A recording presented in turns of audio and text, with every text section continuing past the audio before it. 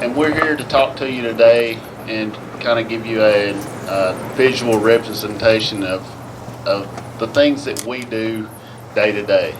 I'm a paramedic with Floyd. Used to work up here at Chattooga EMS, worked at Somerville Fire, worked at Redmond EMS up here as well.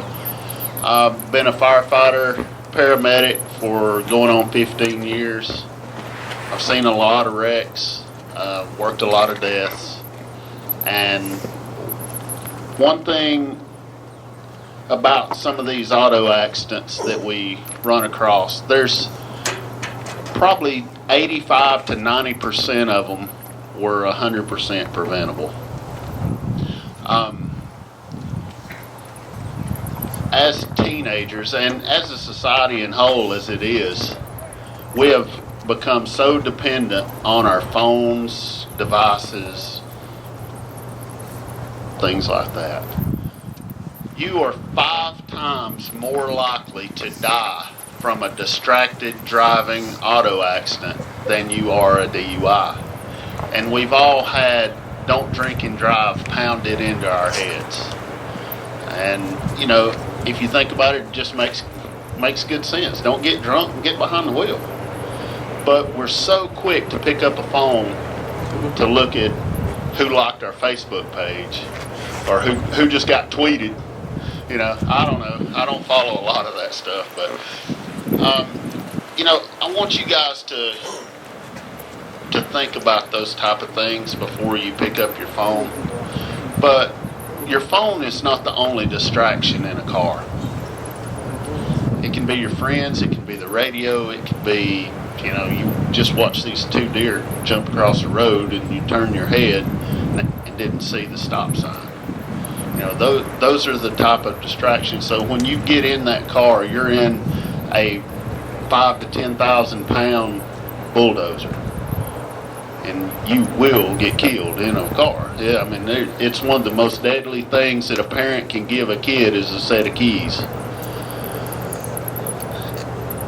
As for myself, I've never been involved. I've never had a wreck, but I've never been involved in a distracted driving accident. But I did have some family members that were. January 4th, 2013, my sons, Mason and Zach Green, were killed in a car wreck. And they were killed in Gordon County. I was a firefighter on duty and got towed to the wreck. So I worked the wreck that killed my own 2 sons. I worked my wife was driving and taking our sons to North Carolina to see my grandmother. She lived up there with my aunt. Hadn't seen them for Christmas. She was 93. Didn't think she'd get another Christmas. So my wife was going to take them up there, visit her during the holidays. Mason, my oldest, who went here at Chattooga and would be a senior this year, he got real bad car sick. He was in the back seat watching portable DVD players. He climbed up front to help his stomach settle. When he did, his foot hung one of the cables that was running the portable DVD players, and my wife simply turned around to plug that in so the other 2 boys in the back seat could finish watching their movie. Mason buckled up. My wife had turned around, plugged that up, missed a stop sign, and a tractor trailer T-boned them. Killed Mason and Zach instantly. And my wife had never had a wreck, never had a speeding ticket. I can't say that. I mean, she's a pretty good driver.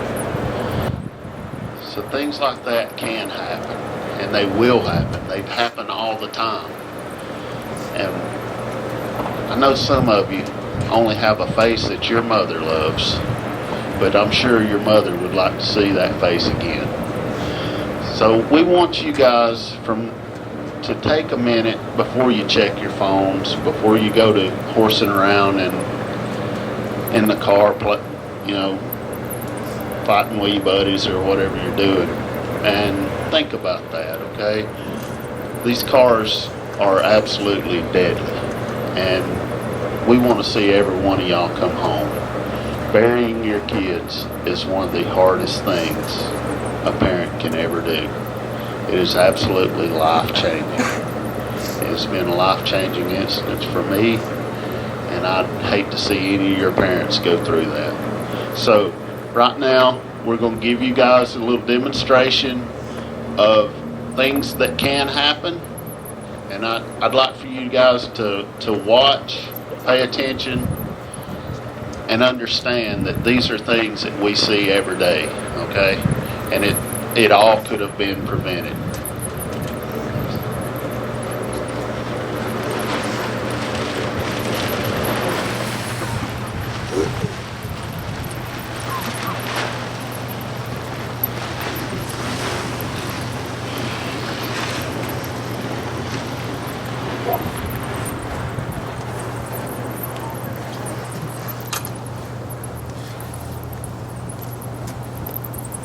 Central units respond to Chattooga High School, 989 Highway 114, 989 Highway 114, Chattooga High School, 2 vehicle MVA, do have injuries and entrapments, possible 2 DOA.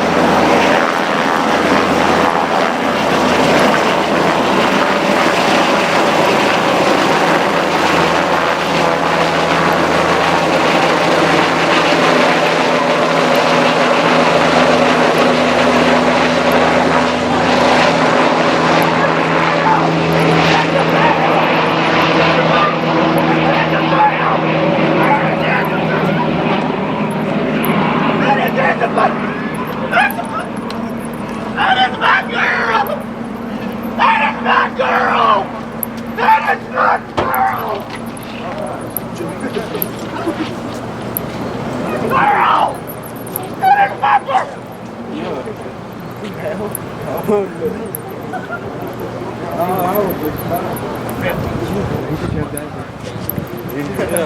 dude's crying.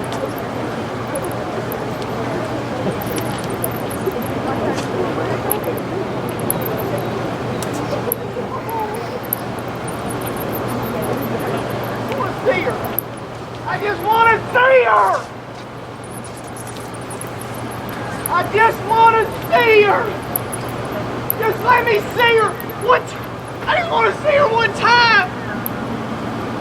One time!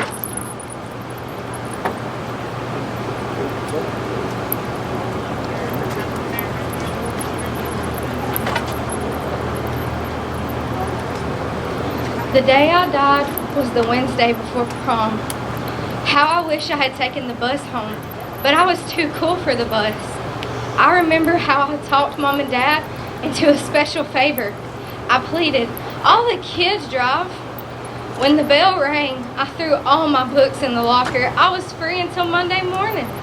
I ran to the parking lot, excited at the thought of driving a car and being my own boss. I'm free. It doesn't matter how the accident happened, whether I was goofing off with my phone, going too fast, or taking crazy chances. I was just enjoying my freedom and having fun. The last thing I remember, I was passing an older car that seemed to be going awfully slow. I heard the deafening crash and a terrible jolt. Glass and steel flew everywhere. My whole body seemed to be turning inside out. I heard myself scream. Suddenly, it was quiet. A police officer was standing over me. There was a doctor and my body was mangled. I was covered in blood. Pieces of jagged glass were sticking out all over. Strange that I couldn't feel anything. Hey, don't pull that sheet over my head. I can't be dead. I'm only 17. I've got a date tomorrow night. It's prom night. I'm supposed to grow up and have a wonderful life. I haven't even lived yet. I can't be dead. Later, I was placed in a drawer. My parents had to identify me. Why did they have to see me like this? Why did my mother have to face the most terrible ordeal of her life? Why did Dad suddenly look like an old man? He told the man in charge, yes, that's my daughter. The funeral was a weird experience. All my relatives and friends walked toward the casket. They passed by one, and looked at me with the saddest eyes.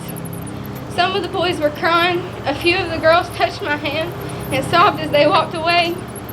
I wish someone would wake me up and get me out of this casket. My mom and dad are too broken up.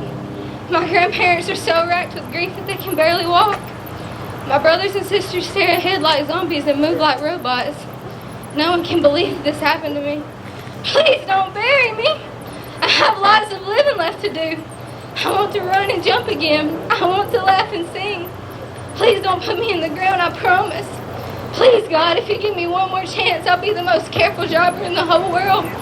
Please, please, God, I'm only 17.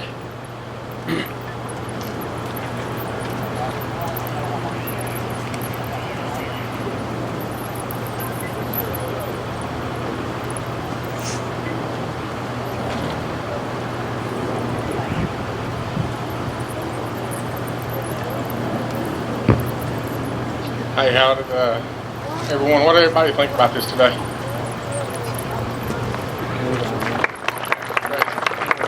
Okay.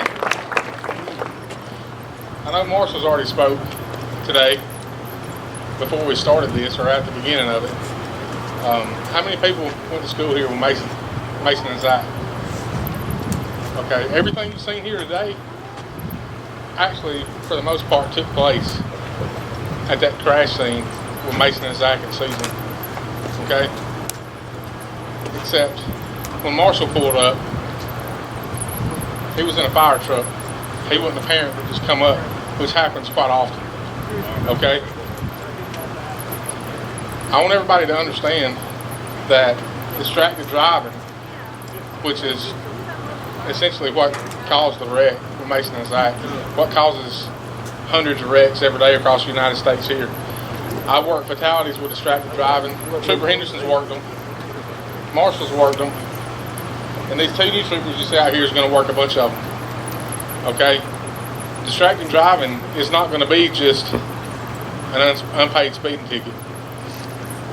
You're taking other people's lives in your hands when you do that. And it's just as bad as DUI, as driving with under the influence of alcohol or drugs. As you can actually go on the internet and look at study after study that shows a DUI driver is actually safer than a distracted driver. By the time it takes to open up a text or to start a text on your cell phone at highway speeds, you've covered the length of this football field when you do a time and distance thing. And that's traveling that far down the road without looking out your windshield at all. You might as well close your eyes.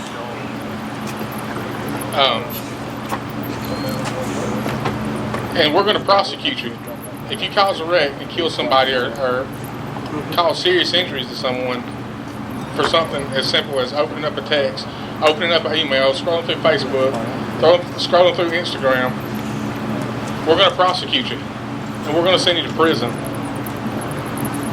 It's not because we're bad people or we want to do that, but did Marshall deserve to live the rest of his life without his 2 boys? Does that hit home a little bit? So everybody, put your cell phones down when you're driving.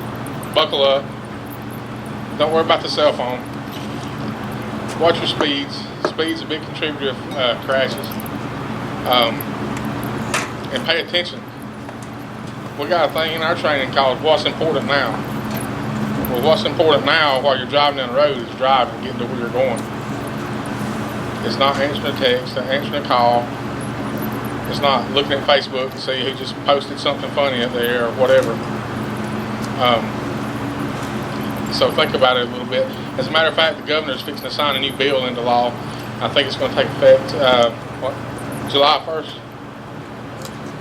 where you're not even going to be able to have a device in your hand. If you are, you're going to get a ticket. If you're the cause of a crash, then it goes up, it gets higher, it gets worse for you. So everybody think about that. We wanted y'all to have fun out here today, but we also wanted to get a point driven home to you.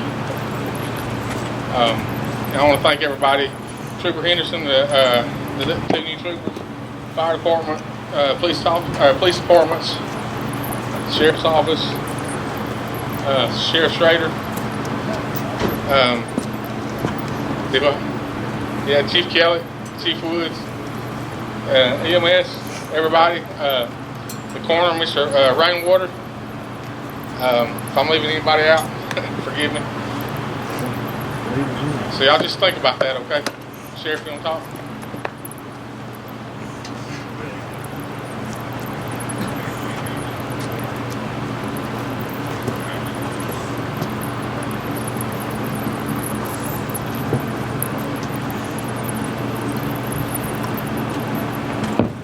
"17 and 18-year-old.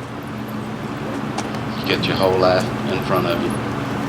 And a lot of you sitting here, I remember when I was 17, 18 years old, never thought about death, because I was going to live forever. Today was a reenactment. And unfortunately for some of you, this will be a reality. And for some of you sitting out there, it may be already. I don't care if you wear red and black, blue and white. We love you. And we want you to be responsible. We want you to take care of yourself. You know, I've got 3. Got 1 sitting out here. Worry about them every day. Your parents worry about you every day. They don't get on you because they want to punish you. They get on you because they love you. Trying. Thank you for coming down today. We're glad we could share this with you. At this time, y'all can go back and get on your bus.